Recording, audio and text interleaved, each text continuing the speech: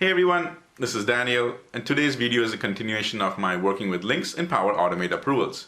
Now I got so much feedback and questions from the first one that I took all of that, and that's why I'm building this video over here. Plus I'll add a little bit more onto it. So some legitimate questions were, Daniel, how do I work with those list names that have spaces in them? Or how do I work with those attachments that have spaces with them? Also, I'll be spending a little bit more time on how you can do a little bit of designing in the details section of the approval connector. So stick around, but first, here's my intro video.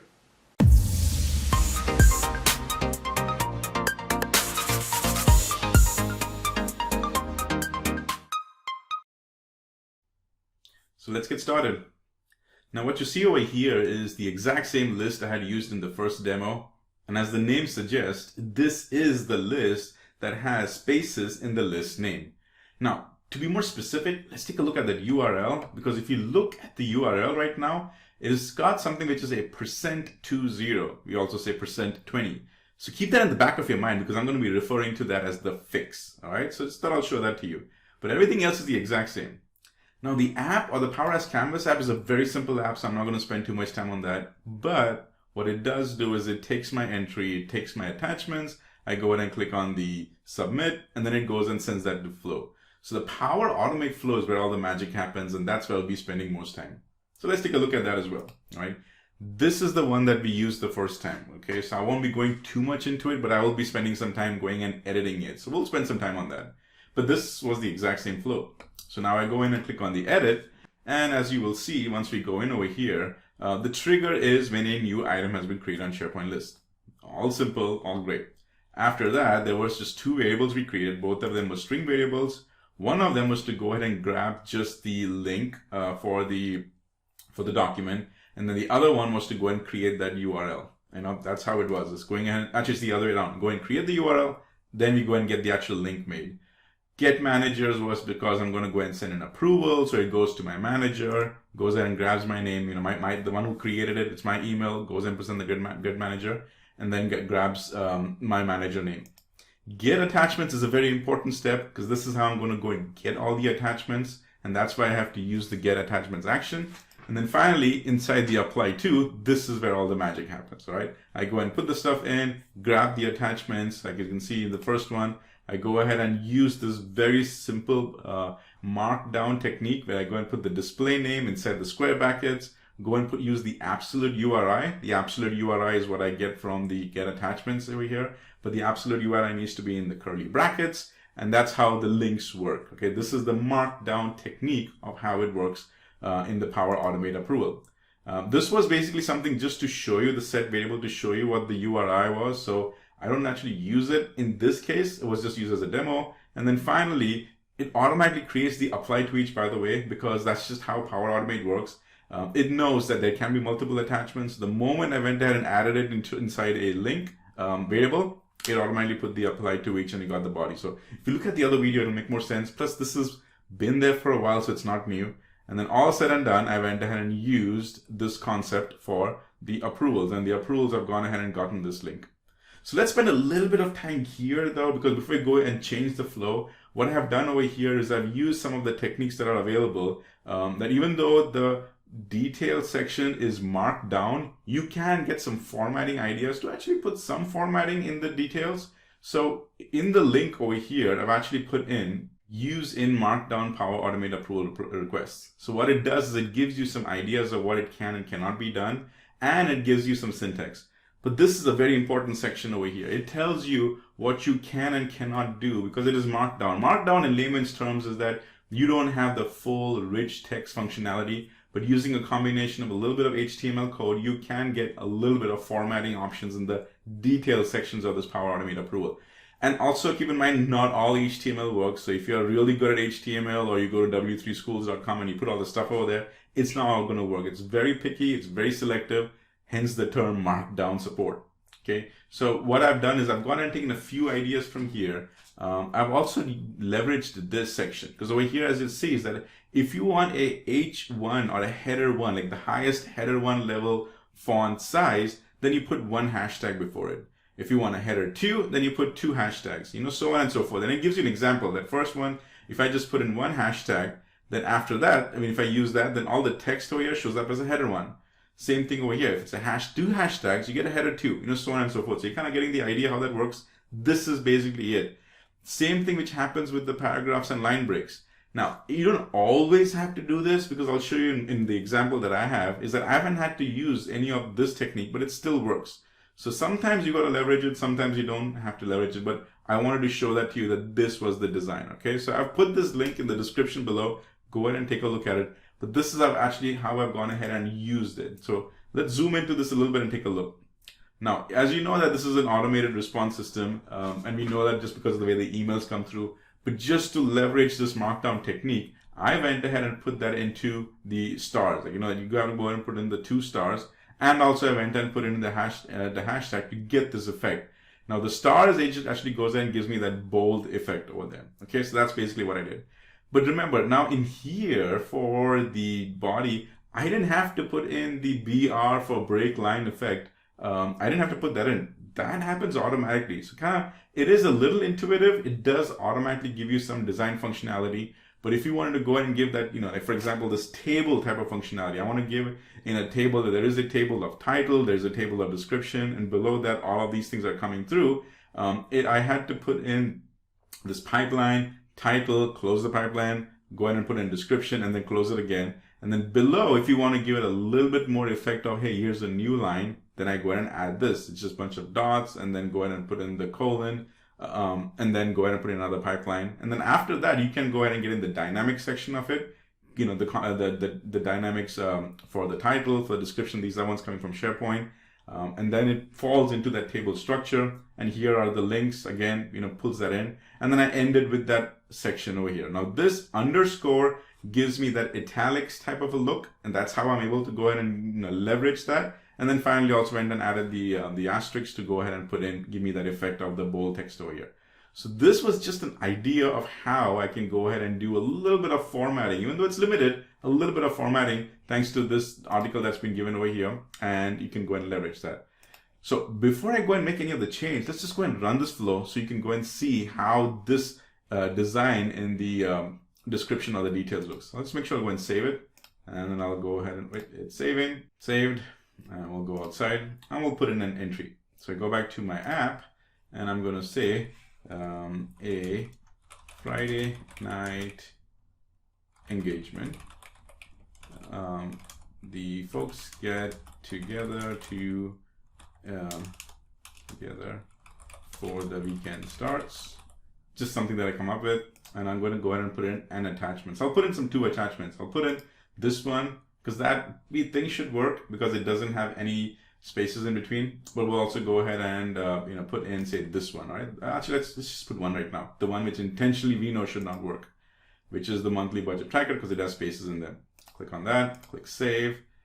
Item has been saved in SharePoint. In fact, when I come over here, I see a new item has been created, and I come to my SharePoint list. Any second now I should see another item. There you go, it came through a few seconds ago, and now my flow should trigger. So the way the flow works is that it's actually going to go ahead and go through the process of doing all the previous actions, and then after that it will go ahead and send that approval request to my manager, and that's where also we'll see some of that design work. I'm going to wait for the flow to actually kick off. All right, as you can see, it is running. It's been running for 3 seconds now. Go in over here, and I'm seeing what are the actions running. All right, they all ran through very well, and now they are waiting in the approval section. So let me just go to my manager, log into her account, and see how that is working. So my manager is Rosanna Christian, who's my wife, and I click on that, and here is what it looks like. Okay, so let's not focus too much on this section because that's already broken. We'll focus on the design. So right here it says that I can go ahead and put in, this is an automated response. So you can see that it's got a little bit of text over here.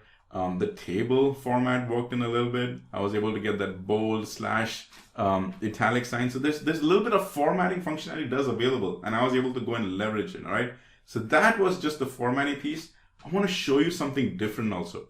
Here is how it looks like in the Outlook. Let's go take a look at how it looks like in Teams.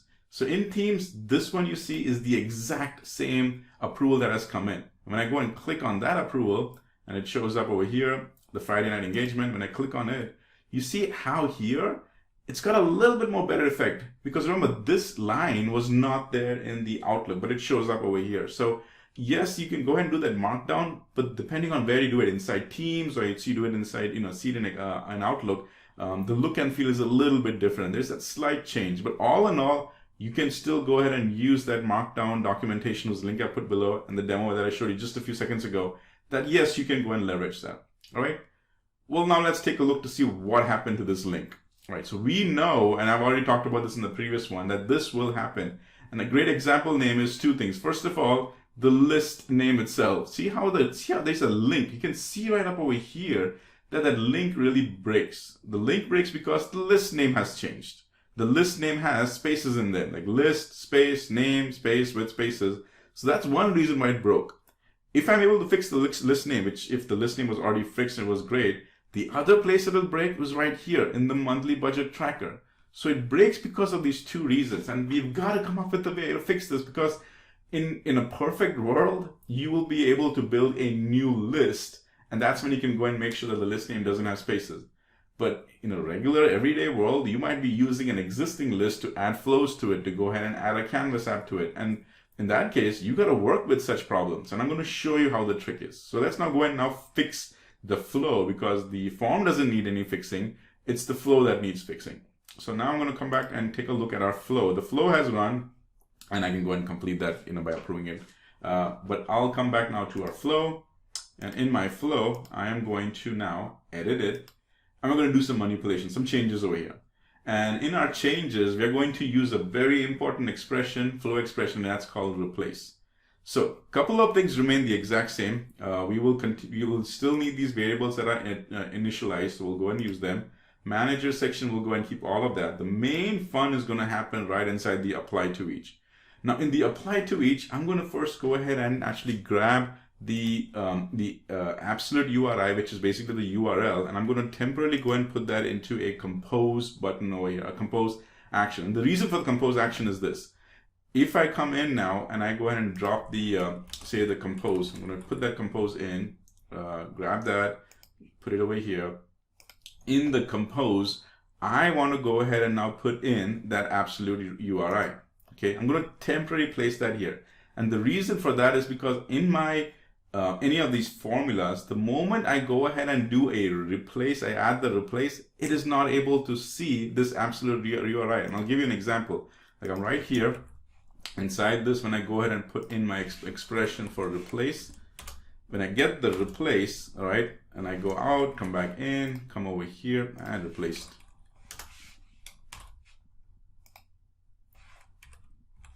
When I do this, see in the get attachments, it doesn't give me the absolute URI. It removes it. And so therefore I need to come up with a way to actually have that absolute URI. And the absolute URI shows up when it's inside the compose function. Now, other thing that is this, right now I cannot take this and I can't move it up. For some reason I cannot move it up. Also, I cannot go ahead and move this down below. I can't. So I gotta go ahead and do some work over here where I go and grab this one, put it up. This set variable, I can go ahead and do that down. So you got to play around with it, because it's not, I can't take that app compose. You saw I took it was in the bottom. I couldn't move all the way to the up. So to move the up one a little bit down and kind of play around with it till you can go ahead and get this, composed on the top, because the compose has to be on the top. So I'm going to go ahead and put that choose, and I'm going to just name that to compose temp. So I've gone ahead and taken that care of. The bar attachments URL is where we're going to go ahead and use the replace function. All right. So this is where we're going to do that main magic over here. So right now it had the absolute URI. I'll go ahead and use it, but inside it, I'm going to now click on that replace, and in the replace, now when I have it, I'll go into the main content. And by the way, if you're having a bit difficulty with seeing over here, the trick is to hit your right arrow, come back to the left arrow, and that message disappears. All right. So this is the format that we're going to do. Now watch. Right now, when I have that inside I'm trying to do the replace. Again, I cannot see the attachments, but I can see the outputs. Now, I know some of you are really savvy, say, well, Daniel, I can go ahead and use some expressions and I can actually still get that. You just got to know what the formula is. I want to keep it simple. I don't want to add a really fancy formula over there. That's why I'm just going to use I'm going to drop that attachments URI into the compose, the absolute URI into the compose, and then I'm going to leverage the compose. It works the exact same way. Now, if you know about the absolute, the replace expression, it has a specific syntax we've got to follow. And in this syntax, what I'm telling you is that I'm giving it a certain section. I say, hey, in this case, I want outputs, In the outputs, take all the spaces and go ahead and replace that spaces with the %20. And the reason we replace the spaces with %20 is because the browser recognizes it. And because the browser also recognizes it, it works because the links work. And that is also one of the reasons why the link in the details of the approval step works. So let me just show you what I mean. I come over here now to the outputs. I'm saying that this is the text that I want you to manipulate or do the replacing in. I put comma. I hit one, not double quotes, but a single quote. But inside the single quote, put a space. Then I go to the right. I do another comma. I put another single quote. It automatically puts the second one. But inside the single quotes, you put %20. And that's what it looks like. Again, you're putting the replace, the compose action is coming from here. Then just say that there's a blank space, which is, inside the single quotes. I just hit the space bar and I got that. And then afterwards, I went and did the %20. This is basically how you do it. Now, if you're a flow person, just like me, who's been building this for a while, you would automatically do something that I've been doing for years, is go ahead and highlight this. I highlighted it, do a Control-C. Now, obviously do OK, because we want to get that over here. And one other thing is, grab inside here, I can add a note, and I paste my formula. That way, if in the future, for whatever reason, if this thing changed, for whatever reason, either you changed it or somebody else changed it, you always have that formula, right? Very important step. So we've already gone ahead and done the replacement right there, but I got to go and leverage that that variable in here. And that's pretty simple. This was the variable var attachment URL. And I made sure that my cursor for this one is inside the double brackets. And that var attachment URL comes in here. I go and click on save. And for the following step, I really shouldn't have to do anything else because that's the same URL that we're using. The same variable that we're using.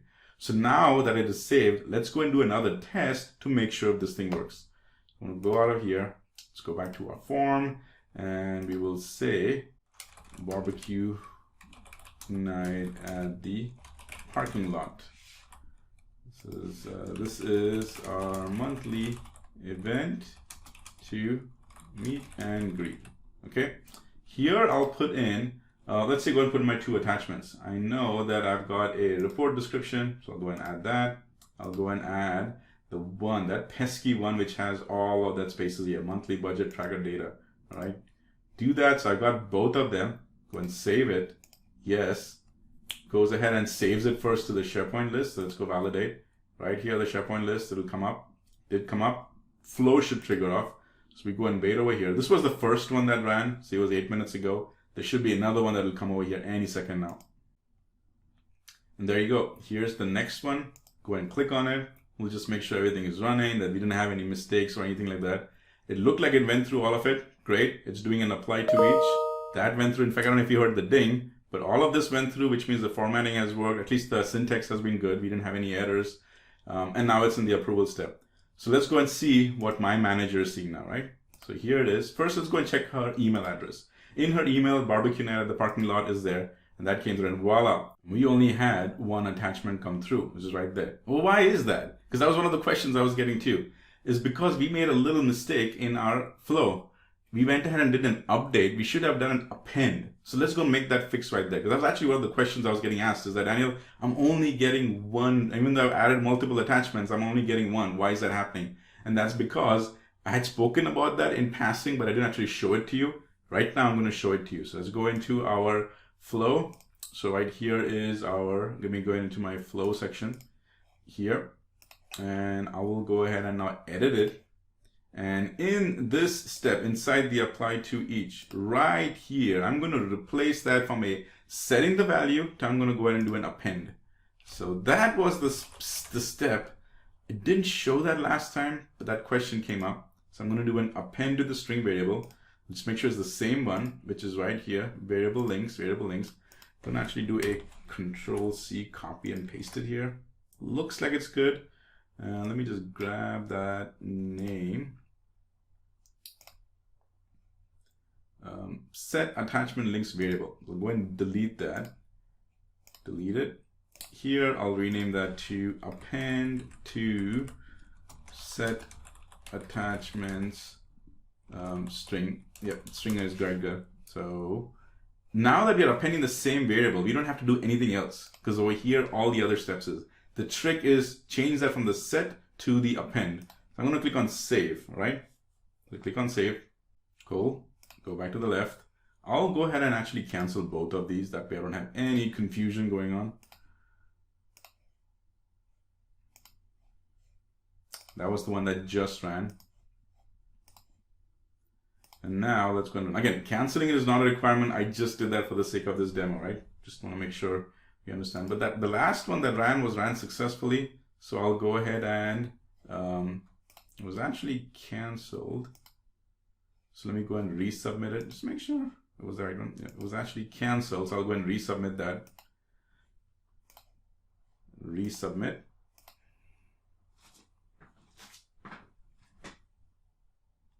Went through here, everything looks good so far. It should go to the attachments. It's getting the attachments. It goes and grabs all the attachments. It's doing the apply to each. Inside the apply to each, now it should add it to the append. Looks like it went through well, perfect. And now we've got the second approval. So now I go back and take a look to see. See, it's the same one. That's why the name should be the same. But here we have gotten the second one. See, the monthly budget tracker that came through, and then I didn't go and make any spaces or anything like that, so that's why the next one came through. But it made a difference, right? In the first one, it always grabbed the last limb, which is link. But in this one, it went ahead and grabbed the two, so the append worked. But another important thing happened. That link for, that document, the monthly budget tracker, it has spaces in them. But now with that replace function that we use, it went through. It didn't give us that really long URL over here, because remember, this was that monthly budget tracker. It had spaces, and that's why that URL came and said, this is not going to work. I don't like that. I'm just going to show it to you as a URL. But with that replace function, we went ahead and replaced the space with the %20, and the moment we did that, it worked, and it worked so well. Wasn't that awesome? Using that Microsoft documentation for the markdown, we were able to get some ideas to go and add a little bit more text design, some syntax into the detail section. But then you're also using the replace function, even though if the URL or if your document's file name has spaces, now we were able to just replace the spaces with the %20, and all the links came through just fine as actual document links, not that big long URL. So hopefully this video was helpful, and as always, keep power automating. Thank you so much for watching my YouTube video. Remember, this is all free with fresh content that is updated on a weekly basis. So if you've already subscribed to my channel, thank you and spread the word. If you haven't already, subscribe, click on the bell notification, and let the learning begin.